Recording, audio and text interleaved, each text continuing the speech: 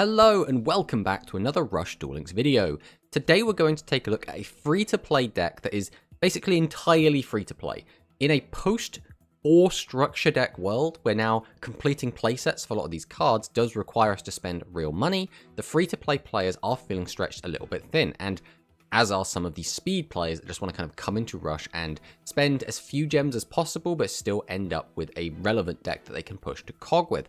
And this is one of those decks. Now, you are still going to have to spend some gems. This isn't a completely gemless guide, but this deck is decent. We've been winning a ton of games on this deck. We've climbed through the ranks, and this is basically what we've come up with. This does use a lot of the structure decks that we have available, as well as some of the event cards, but basically does not require us to spend any real life money whatsoever.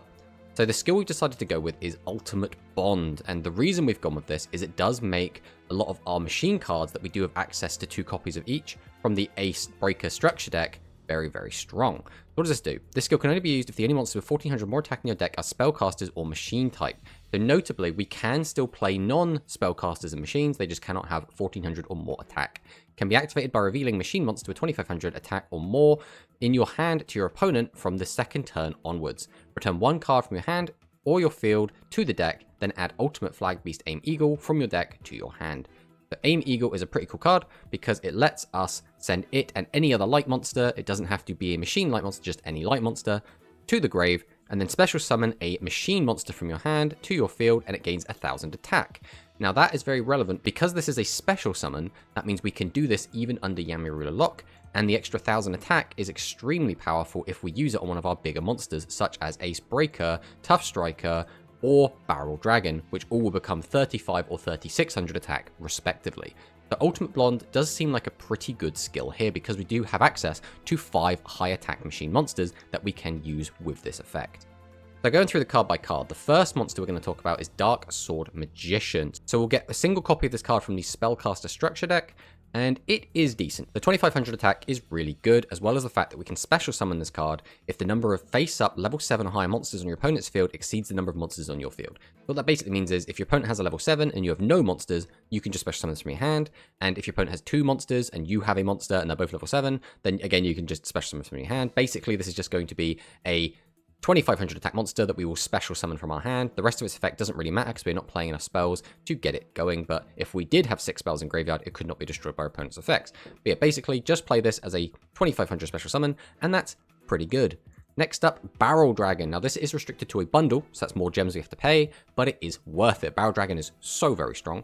No requirement, we can choose 1 monster on your opponent's field, and again, face up or face down. Toss a coin 3 times, destroy it if at least 2 of the results are heads. So this doesn't come off a ton of the time, but when it does, it's very, very impactful. As well as the fact this is a 2600 attack monster, means your opponent cannot easily attack over it. They have to use some sort of ability, some sort of skill, some sort of a way to power up their monster to attack over this, as well as the fact it is a machine monster, which means we can summon it using our Aim Eagle and do give it that extra 1000 attack, which is very, very strong. Next up, we have Ultimate Flag Mech Ace Breaker, another 2500 attack monster, very, very good. We can send 2 monsters from our hand to the graveyard to destroy 1 face-up monster on your opponent's field. Again, this works with our skill, as well as the fact that if we manage to maintain this card, so if we keep it during our opponent's turn, so we summon it out, attack into our opponent gets their turn, and then it goes back to our turn. If we still have Ace Breaker, it's very, very powerful because now we have a full hand of cards, which means we now have access to more monsters that we can discard, as well as summoning out extra monsters to attack our opponent with. So Ace Breaker is a very, very strong monster that oftentimes I think is underestimated because its steep requirement for its effect, the cost being discarding 2 monsters, but if you play this card correctly, it can be extremely powerful. Next up, we have a Limit 2 card in Seahorse Carrier. This is from the Mimi event, and during the turn you normal summon this card, we can add a light attribute Aqua type normal monster from our graveyard to our hand. So this is very important. Twofold. 1, this is a great way to get out our tribute monsters because we can basically summon this, get another body, summon that, tribute both to get out one of our tribute monsters. Second, we can get monsters back to our hand to be able to use our Ace Breaker effect, which also can be very relevant. And the other thing is this is also a light monster, which means we can send it to the graveyard using our Aim Eagle to cheat out our big machine monsters, which is very, very good. So Seahorse Carrier is just such a fantastic card and works really well in this deck. Next up, we have Torna the Windweaver. So we're only on the 1 copy of this card, and that's because we can only play spellcasters, we can only play machines. You could theoretically replace this with a 7's Robe Magician, but 7's Robe Magician with so few different attributes in the deck does feel a little bit lackluster, so I do prefer the Tawner. Tawner is specifically good because we can change our opponent's monsters that are problematic attack with monsters into defense and just attack over them, as well as the fact that we can change their defense monsters, if they're just setting a bunch of cards, face up attack mode so we can attack into it and get to our opponent's life points, which is a very, very strong thing to do. The main problem this card has is it's a level 6 monster with only 1600 attack, and that is a really, really bad stat line. So oftentimes Tawner will feel a little bit lackluster, but when it is good, it will be very, very good. We've already talked a little bit about Aim Eagle, but it just kind of brings the whole deck together. It works with the skill. If we do get both of these cards into our graveyard, we do want to get them back, and the best way to do that's going to be the barrier. So oftentimes Aim Eagle is going to be our main target to shuffle back into the deck. Next up, we have Ultimate Flag Mech Tough Striker. Again, just a decent stat line, 2500 attack, works with our skill. Not really much more to say than that. It just gets the job done. 2500 attack is just a great stat line. Next up, we have our Aqua Monsters. We have 3 Kana and the 1 copy of Lamoon. And the reason we have these is because they combo really well with Seahorse Carrier, just to be able to get them back to our hand. Other than that, they're not particularly useful. Kana is in here because it's a 1400 defender, which is a decent number. And Lamoon is in here because it's the highest attack Aqua Monster that we are allowed to run alongside Ultimate Bond. We cannot play Kanan because it has 1400 attack. Next up, we have 3 copies of Avent Wolf. And the reason this card is in here is, again, it's a light machine monster, so it's a light monster that we can send using our Aim Eagle. There also can be some very niche situations where we'll use Aim Eagle to summon out Avent Wolf and give it 1000 boost. Now, this is not going to come up very often at all, but it is something you can do if the need does arise. And then we also have our Dark Sorcerer, which is, again, a spellcaster monster with 1500 attack. These are basically in here just because having 1500 attacks oftentimes can be really, really good. Oftentimes, you want to have just 3 high attack monsters, so getting out like a 25 and 2 15s can be good, or 2 high level monsters such as Ultimate Flag Mech and Barrel Dragon, and then just have a Dark Sorcerer in that 3rd slot. 15 can clear 1400 defenders, which your opponent might have depending what kind of deck they're playing, so it can be really, really good. The final monster in the deck is Descendant of Titans. Now, this card is in here specifically to be played with a trap card, which is King's Majesty.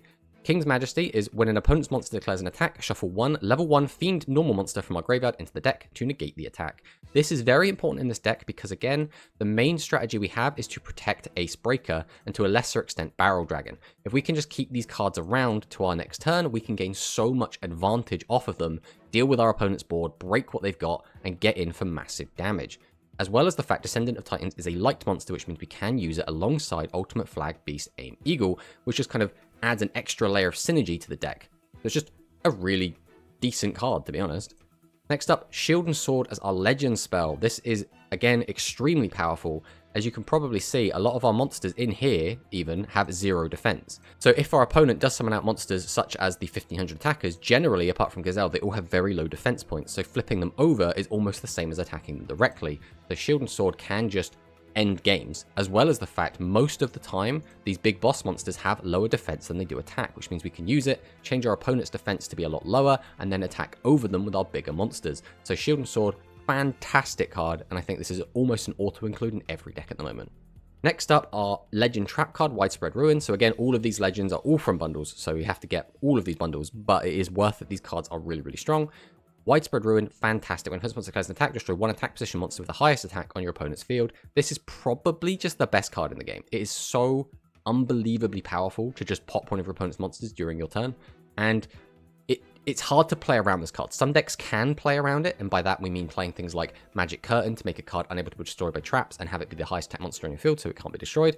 There's also things like using Ancient Arise Dragon to boost above your Dragius, which protects Dragius, but you still will lose the Ancient Arise Dragon. So it does play around it, but it doesn't negate it or stop it from working. It just lets you choose what gets destroyed. So still, Widespread Ruin, absolutely fantastic. And finally, we're on 3 copies of the Barrier. The Barrier is a card that I think was very underestimated when it first came out, but it's when an opponent's monster declares an attack, shuffle 1 monster from your graveyard into the deck. The attacking monster loses 400 attack until the end of this turn.